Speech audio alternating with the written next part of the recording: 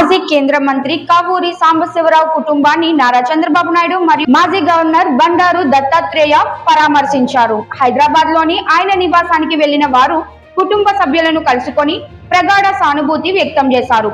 ఈ సందర్భంగా కావూరి సాంబశివరావు చేసిన ప్రజా సేవలను స్మరించుకుంటూ ఆయనను గుర్తు చేసుకున్నారు.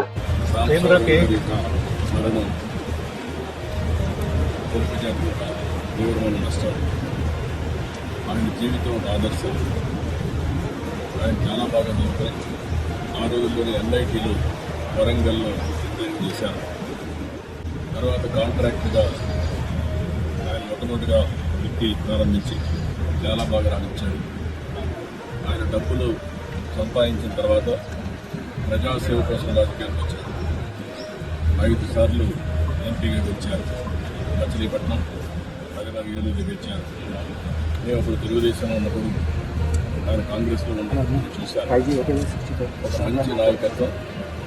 అదే వారు ఎప్పుడు కూడా ప్రజలకు అందుబాటులో ఉండి నీటి నిజాయితీగా రాజకీయాలు చేసిన వ్యక్తి పార్టీలకు అతీతంగా ప్రజల మనిషిగా సరళమైన జీవన శైలితో నిరాడంబరమైన నాయకుడిగా కావూరి సాంబశివరావు అందరి హృదయాల్లో ప్రత్యేక స్థానం సంపాదించుకున్నారని వారు పేర్కొన్నారు.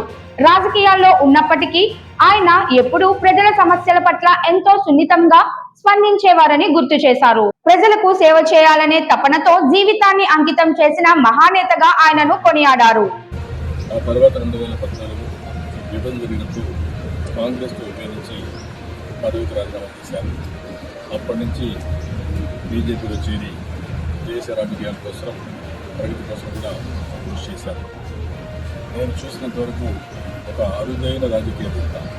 చాలామందిని చూశాను కానీ నమ్మిన సిద్ధాంతాల కోసం ఎప్పుడు రాజీ పడలేదు. రెండోది పిల్లలకి నిజాయితీ రాజకీయం చేశారు. ఎప్పుడైనా 10 రూపాయలు సొంత డబ్బు ఖర్చు పెట్టుకున్నాడు తప్ప ఎప్పుడూ ప్రజాధనం పైన ఆశించలేదు. ప్రజల మనిషి, ప్రజల కోసమే పనిచేసిన వ్యక్తి. లాస్ట్ డేస్లో కూడా ప్రజలతో ఉండాలనే ఉద్దేశంతో 14 గంటలు ఇక్కడి నుంచి పోయి గూడవాడ, ఏలూరు అన్ని తిరిగి వచ్చాడు. ఈ సందర్భంగా కుటుంబ సభ్యులకు ధైర్యం చెప్పిన చంద్రబాబు నాయుడు, బండారు దత్తాత్రేయులు ఆయన మరణం రాజకీయ, సామాజిక రంగాలకు పెద్ద లోటు అని అన్నారు. కావూరి సాంబశివరావు చేసిన సేవలు ఎప్పటికీ ప్రజల మధ్యలో నిలిచిపోతాయని, ఆయన జ్ఞాపకాలు తరతరాలకు స్ఫూర్తినిస్తాయని తెలిపారు. కుటుంబ సభ్యులకు తమ మద్దతు ఎల్లప్పుడూ ఉంటుందని వారు హామీ ఇచ్చారు. ఇబ్బందులు వస్తాయి, అనారోగ్యంగా ఉన్నప్పుడు కూడా ప్రజలతో ఉంటే అలాంటి వ్యక్తి ఇటీవల కాలంలో సృష్టించబోయే చనిపోవడం చాలా బాధిస్తుంది. ఏదేమైనా ఆయన దేని లోటు గురించి ఆయన ఆత్మకు శాంతి కలగాలని కుటుంబ సభ్యులకి ప్రగాఢ సానుభూతి